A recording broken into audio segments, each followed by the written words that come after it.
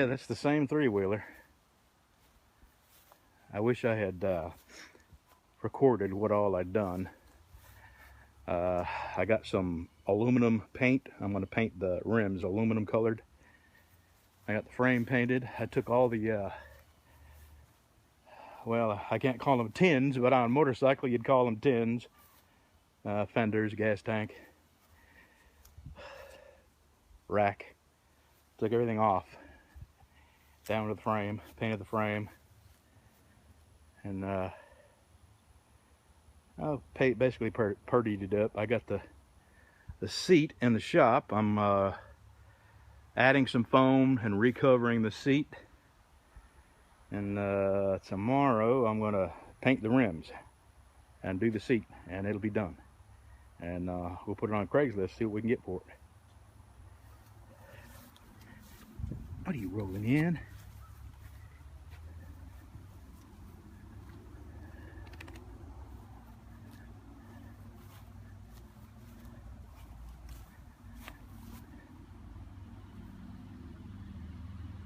Well, I'm gonna redo this seat. It was, you know, bare foam. I mean, it had to be done. And really, I'm not happy with this vinyl at all. It's so thin, and it's not the least bit flexible. So this is gonna be really hard to work with. And then on top of that, they put the price tag. Now, what am I gonna do? Right smack dab in the middle of this, they put the price tag. How am I going to get that off? And if I put anything on it to remove the adhesive, it's probably going to affect the vinyl. Jeez, I'll tell you what. I hate to start the morning off by complaining, but jeez, it just gets so old. Other people screwing up simple things. I mean, why not put it on the backside? If you got to put a sticky adhesive back sticker on it, put it on the backside. So now I got to figure out how I'm going to get that off so I can use this. Alrighty, drink my coffee and get to work. Alright, I got the basic shape, and what I'm going to do now is spray this adhesive on this and this, and just put it on there and press it there, and when that dries, then I'm going to come along and I'm going to shape the edge of the new form to have a curve, so it won't be obvious that I've added to it. I mean, I'm not trying to hide the fact that I've added to it. I just don't want it to look like I've added foam to it. I just want it to look like all one piece. Just look nicer, that's all. All right, so that's next. Get that glued down. Wow, that's some amazing stuff. This is Rust-Oleum aluminum paint. And it is really improving the looks of those nasty rims. Wow, 2 coats to make it look brand new. Alright, sorry for the handshaking. I've had three cups of coffee. Alright, there's the first coat. What an improvement. You know, I'm not trying to fool anybody, but I am trying to give people the... how do I put this? I'm trying to remove all the detractions that I can. You know, it looked like hell. And now that's one worry removed. It looks pretty good for a 85. So a person that would buy something this old would probably be somebody sort of like me that's capable of working on things. I don't think somebody would buy an 85 who didn't know how to tinker with a carburetor or tighten a chain. So what I've done is remove all the elements that would detract from somebody buying this. Well, come on, welcome aboard. Come on. Come on. You can do it. There you go. And, you know, you can't change the fact that it's an 85, and you may have to replace a throttle cable down the road, or you know, maybe a sprocket or a chain, or, you know, an 85 comes with a whole set of possibilities that you may have to work on down the road. But if you remove some of them, like it was ugly as a mud fence, you know, you're more likely to sell it. Anyway, I have every intention of telling people it's an 85, and there are lots of parts available for this. You can buy a carburetor for this for 20 bucks on eBay, brand new. So that's why I'm doing this. It's a lot more likely that I'll get what I want to get for it if I remove some of the things that would make somebody not want it. Okay, I think you get it. Now I'm going to let this dry, and I'm going to go work on that seat. And when I'm done with the seat, I'll come back, put the second coat on these rims, and then I will take some pictures and put it on Craigslist. Okay, while those rims are drying, I'm going to take this sharp knife here and try to sculpt the addition to this seat. And if it doesn't work cutting it, what I'm going to do is heat the knife up with that torch and see if I can melt my way through it. But I'm going to try cutting it first. Alright, I had to lay my towel down here because I got some of that rubber cement spray on that board and I don't want to mess up my vinyl. So here we go. I got 1/4-inch staples in that staple gun. Yeah, DeWalt staple gun. And I'm fixing to cut a little bit off the end here, fold it up, and I'm going to start on this end, and then I'm going to pull it really tight up on this end, staple it in here, and then it's just going to be, you know, sculpting it and pulling it tight all the way around the edge here. I'll show you as I make progress. Well, this is not working at all. This isn't actually vinyl. I think this is just some PVC coated fabric. It has absolutely no stretch or give to it, none whatsoever. And this seat has this curve in it that I need to pull this down into.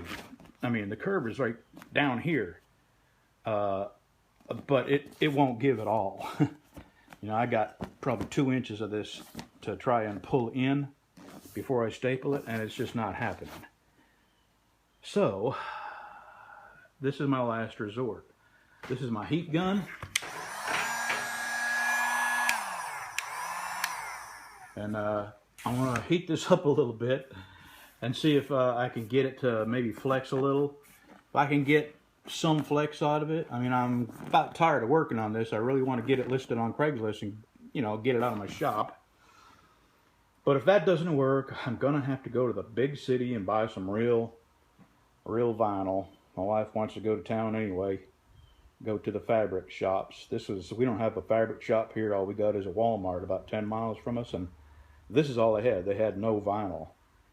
I thought this would work, but it's not. So I got nothing to lose now by trying to heat it up with that heat gun. It is just PVC, and I know that you can heat PVC and bend it, but this is, you know, microscopically thin, just bonded to material back there. So probably not going to work, but I got nothing to lose by trying. And if it doesn't, I'm just going to pull it off and wait till I can get to town to get real vinyl to do this. Well, it wasn't a complete waste. At least I've got one more clip for my fail compilation, which is getting longer and longer by the week.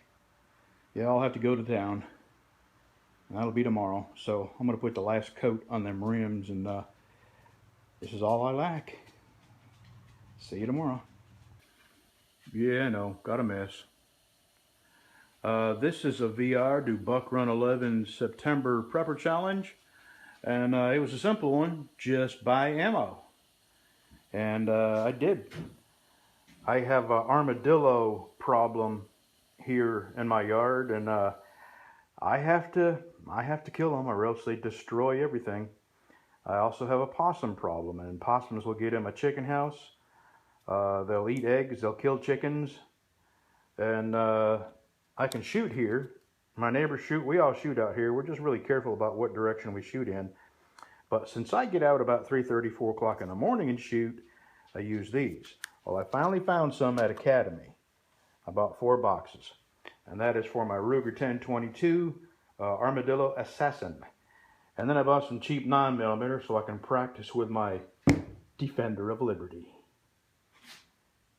that's it. All right, I'm gonna give this another try. I went and bought some real vinyl, and I like this a lot better, and it's got some flex and give to it. And in the meantime, I watched a couple of videos on how to reupholster motorcycle seats, so now I'm an expert. And let me get started. The first thing you do is put this in the dryer for about 5 minutes and get it hot. Not hot enough to melt it, but hot enough where it's really pliable and flexible, so you can... Here's the hardest part of this seat. Right here, the material wants to go straight across this. It doesn't want to go down in the hump. So you have to pull it really tight here and here in the curve, and you have to pull it, you know, you have to really stretch it. So what I'm going to do is start here first and pull this really tight down here and really tight down here and staple it. And then I'll work my way up the, I guess they call it the horn. I would say the nose of the seat. And then just work my way back and go from there. And there were a couple of videos where people sprayed this down with adhesive before they did this. And I'm not going to do that.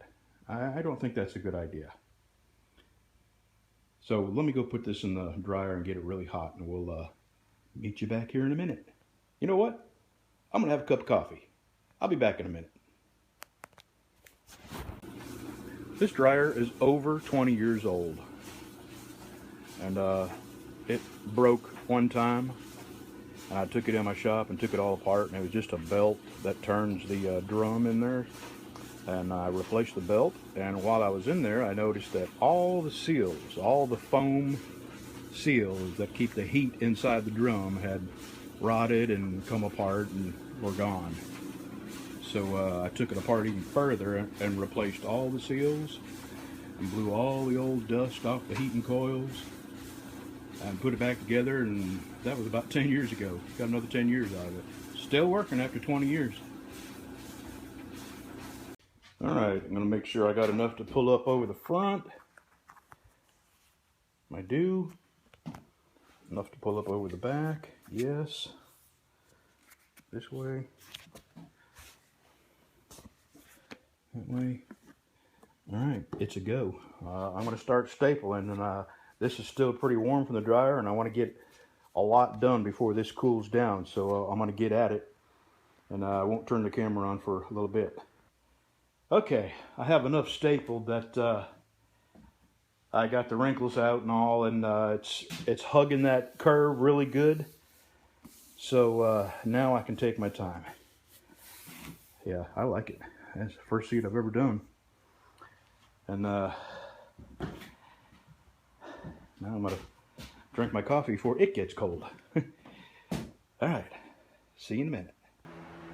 Well, it's far from perfect, but it's 100% better than it was, which was bare foam.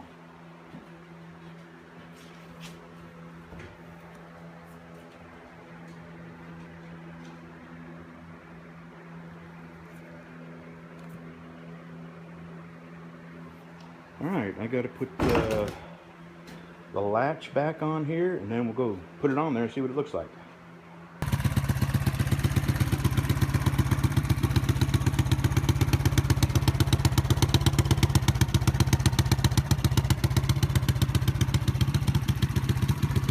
All right, I'm fixing to put it on Craigslist. See what I can get for it.